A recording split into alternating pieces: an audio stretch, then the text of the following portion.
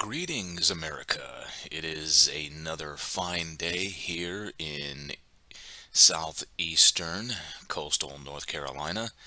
I think we're expected to have some decent weather today, and then, of course, followed by more rain because it's North Carolina and it's either raining and we live in a swamp or it's just hot.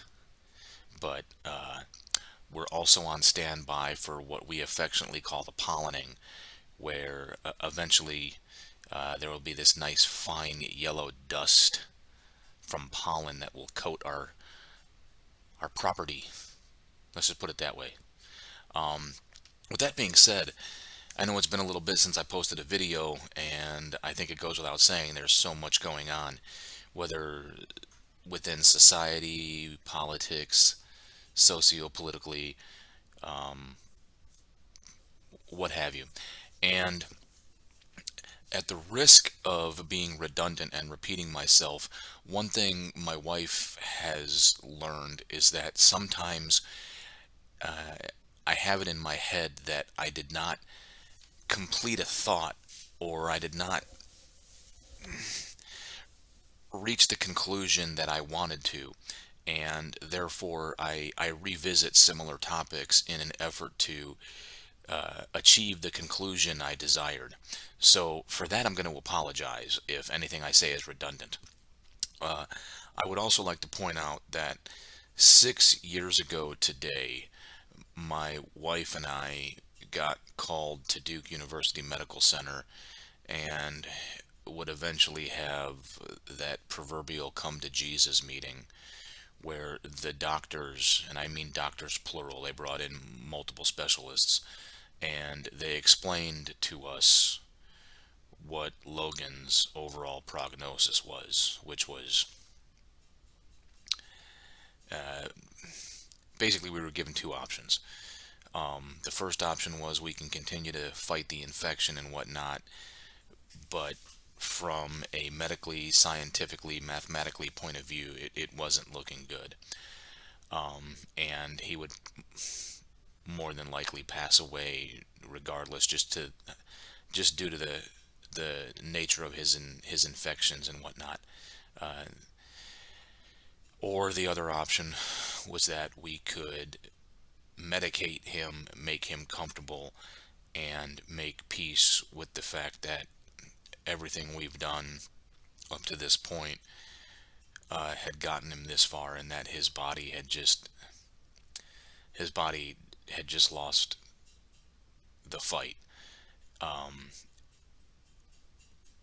Truthfully, I was devastated. If memory serves me correctly, I could not utter the words. I could not make that decision, which I think put an unnecessary burden on my wife.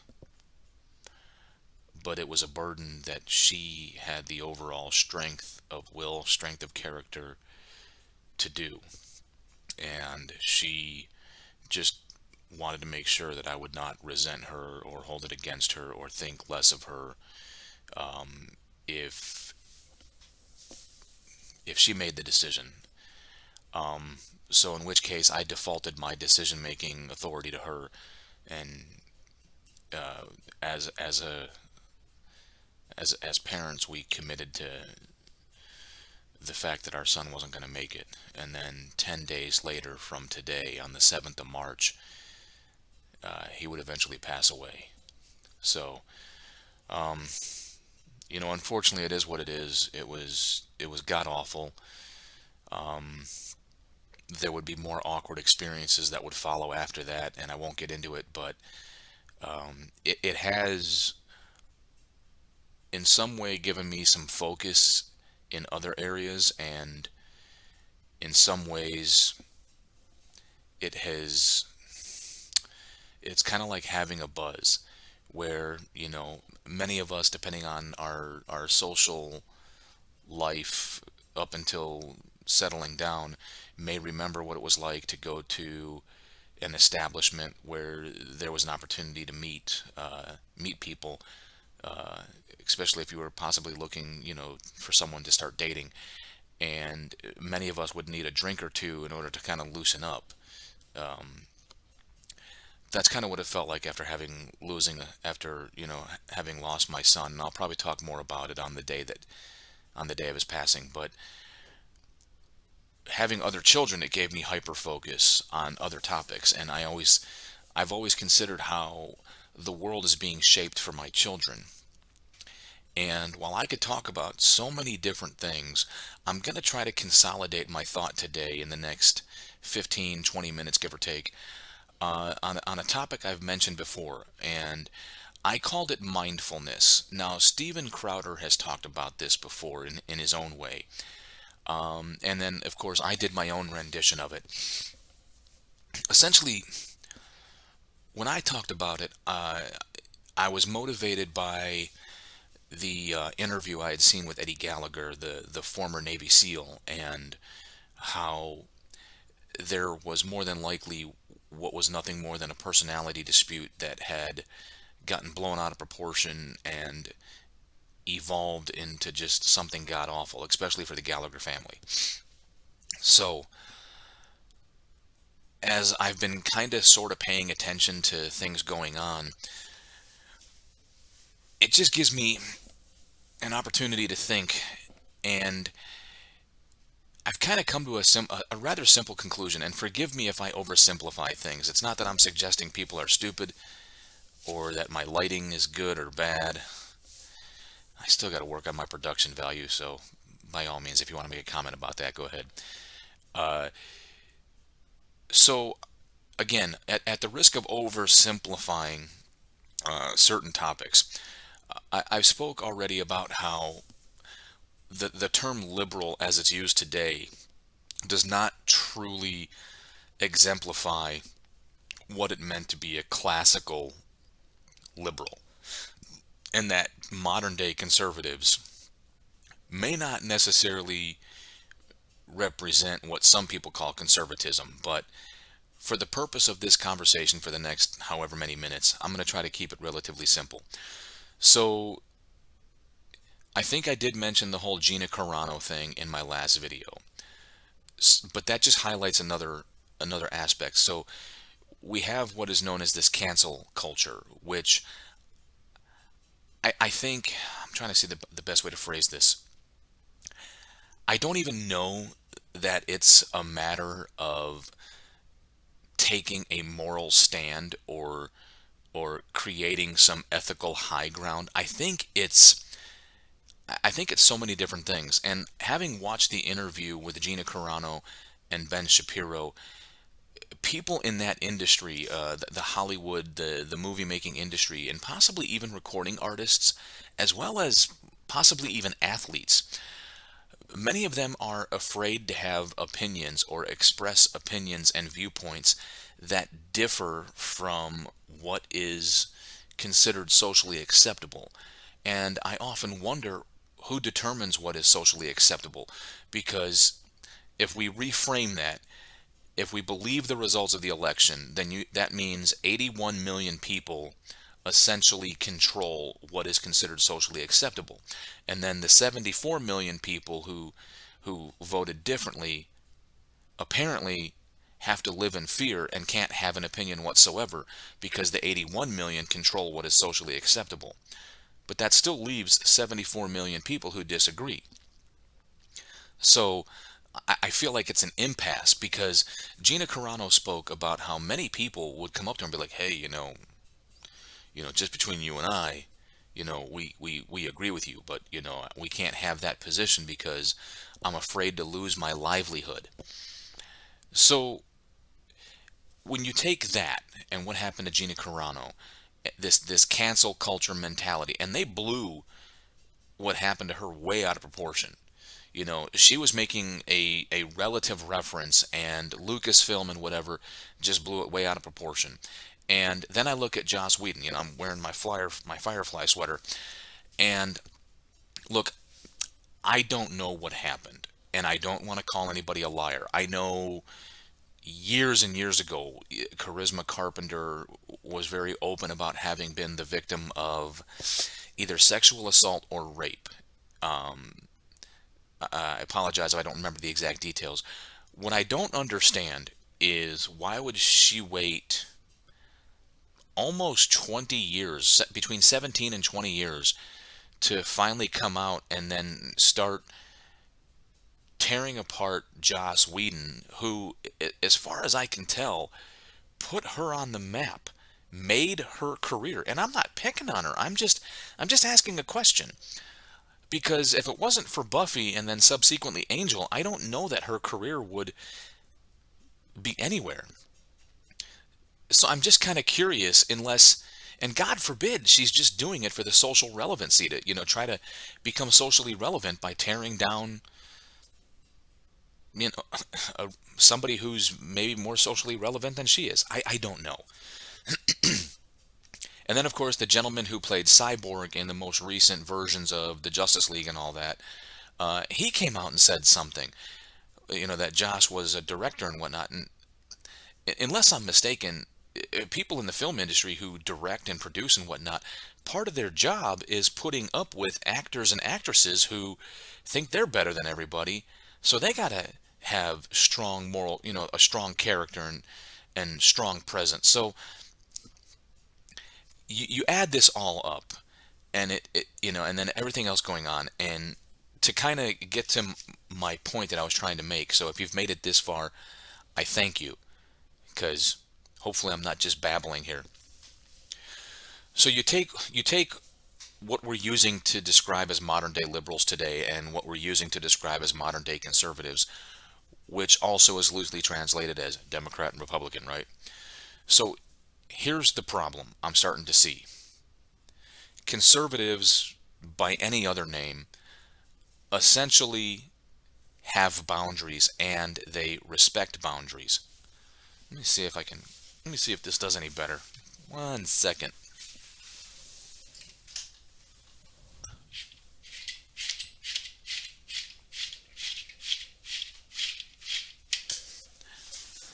Not that I don't love natural light, but don't want to get the glare. So essentially, conservatives, as I was saying, they have boundaries. They respect boundaries. There's a left and right lateral limit. There's a limit of advance. To dumb it down a little bit, not that anybody's stupid. I'm kind of stupid. Um, if a conservative gets to the end of a cliff, then a conservative would be like, well, there's nowhere else to go forward. The only way to go is down, and unless I have the appropriate equipment to make that descent, I am done. I have reached the edge. I can go no further.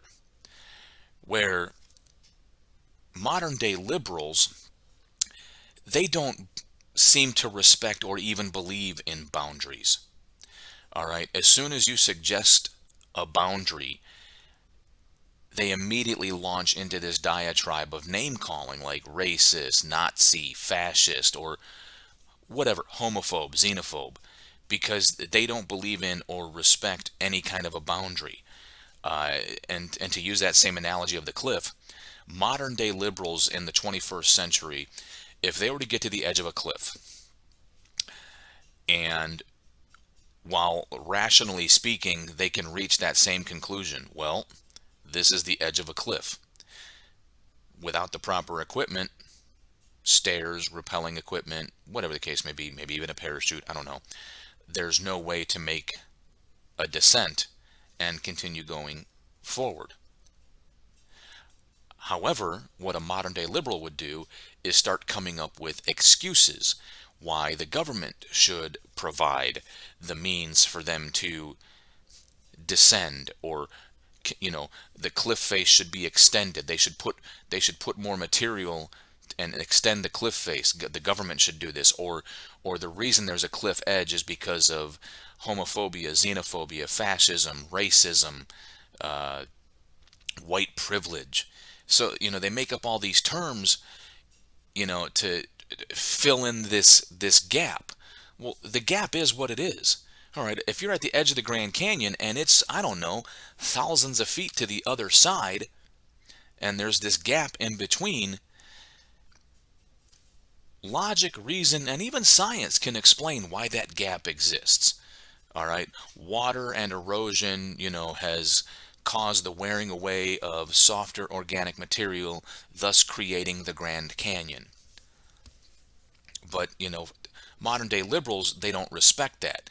Like they would actually charge that either the government or some other entity is now responsible for building them a bridge or building them a staircase or giving them a parachute or strapping them to the back of somebody more capable, and that more capable person would then rappel down the cliff face, possibly walk them to the other side, ascend the opposite cliff face, and then set the liberal on their way. And I use that analogy to make a greater point. Since conservatives can respect boundaries, they can respect the fact that there has to be a limitation, okay? There has to be a stopping point. And the fact that liberals don't respect a stopping point, at some point in the near future, they're going to have to learn to respect that because, take a topic, cancel culture. When and where does it end? Okay? Because at some point, let's take Hollywood. At some point, people in Hollywood are going to have enough. They're going to get fed up and they're going to have enough. So like now, like the Daily Wire is starting to create their own content, like movies and whatnot. But traditional Hollywood and whatnot, at some point, because there's no limit, even the most woke, the most, I don't know, liberal people in Hollywood are going to have a flaw. And it seems like as it exists right now, because there's no limit, the goal is to dig and dig and dig and dig and dig. I mean, Joss Whedon was vehemently anti-Trump, which I would assume makes Joss Whedon belligerently liberal and very unconservative. But apparently, he hit his limit, and somebody disagreed with him, and perhaps now that's why Charisma Carpenter's coming out of the closet and making these allegations. I don't know. I don't know. I'm just using that example to make another example. So you take the cancel culture mentality and you take that with Hollywood. Even the most liberal, the most socially woke people that are trying to appease everybody, BLM, Antifa, whatever, you name it. Some of those people have built-in limitations, and they're going to hit their own personal limitations. And the society as it exists right now just is going to take them down. And then either A, they just deal with it and they sink, they go down with the ship, or like, they jump ship and they go somewhere else. So you can apply that mentality to anything else. Eventually what's going to happen is modern day liberals are going to continue to push and push and push until finally it backfires. You believe it or not, the reason that conservatives or people who lean more to the right, who lean more conservatives, who lean more conservatively, respect boundaries is because there are boundaries. Okay? If you start at one point on the earth and you go and you circle all the way around on the same, what is it, a meridian, I think? I can't remember. Longitude, latitude, maybe? Somebody correct me. But if you start in one spot and you just keep going on that same line, you'll eventually wind up right back where you were. Okay? So people who tend to lean conservative or who are conservative understand that there are boundaries. All right? There's a left boundary, there's a right boundary, there's a boundary behind you, there's a boundary in front of you. There are boundaries. These are not negative things. They're respectable boundaries. What should and shouldn't be talked about, what I should and shouldn't do, etc. And what I find is that modern day liberals are not respecting the boundaries, and they're pushing and they're pushing and they're pushing. And either A, they want to see how far they can go like a child. If you don't discipline a child, if you don't prevent a child or even an adult, if you don't stop somebody from doing something, they're going to keep pushing until they can't push any further, until they reach their limitation. So either modern day liberals are continuing to push and push and push until they can't push any further, or they're not paying attention, they don't care, They've given zero thought to the consequences, and they're just going to keep pushing until eventually we reach a culminating point. And I don't know what that culminating point is. I'm just basically exercising my freedom of speech to make the point and, God willing, solicit some input. Because I know, as I kind of pay attention to the world, where I grew up in the Chicagoland area, I'm willing to bet the overwhelming majority of people I graduated high school with that are on Facebook with me, that the overwhelming majority of them are liberal and or Democrat or just anti-Republican. And some of them may be steadfast in their opinion because it's well thought out, it's well researched. There's one or two socio-political topics that are very near and dear to their heart that are supported by the left. So they've got a good, they've got a good grip on why they do that. And then I think there are some that are like, well, this is what you do. You're in the Chicagoland area, you vote Democrat. That's just the way it is. And I feel a great sense of pity because if you're going to vote, you should vote with a purpose. You should vote for things that are important to you. Clearly, in Illinois, the Second Amendment is not important to, I'm guessing, the greater Chicagoland area, because the rest of Illinois that still hunts and all that kind of stuff, the Second Amendment is very important. But the I I'm just saying that I feel like where I grew up, the vast majority of people more than likely oppose my views. Now, I'm not willing to dehumanize them and I'm not willing to demonize them, but what concerns me is if this is the group that you support, whether 100% or just because of a couple of issues, you need to be mindful of what it is you're supporting. You're essentially supporting a movement that is all about seeking retribution where retribution may not be justified. Okay? We're bringing up the reparations thing again. I remember that came up when I was in high school. So it's come full circle. We're almost 30 years later. Technically, it is 30 years because I started high school in 1990. Ugh. But we're technically 30 years later and we're repeating the same thing. We're talking about the reparations again. We're making this really big push to celebrate blackness, which I suppose if you're black, it's cool for you. But the one thing that I urge caution is the more and more you push something, the more and more the basic conflict theory is going to go ahead and produce somebody opposed to it. And I think, in my personal opinion, one way to get over racism, stop making a big deal out of it. Stop celebrating blackness, all right, which puts a great emphasis on skin color. I mean, it's the 21st century, all right? Yes, things happened. We celebrate some of those things, the good things. We remember the bad things to prevent them from happening. But if we continue to celebrate skin color as a matter of importance, if we continue to celebrate skin color as a matter of value, you're never going to end racism because the basic conflict theory will go and provide an equal and opposite group to the group that supports skin color. But that's my point. Boundaries. We got to have our boundaries. And without boundaries, I don't want to say we have chaos, but without boundaries, at some point, you're going to find out the hard way. There is a boundary. There is a culminating point. There is a point of no return.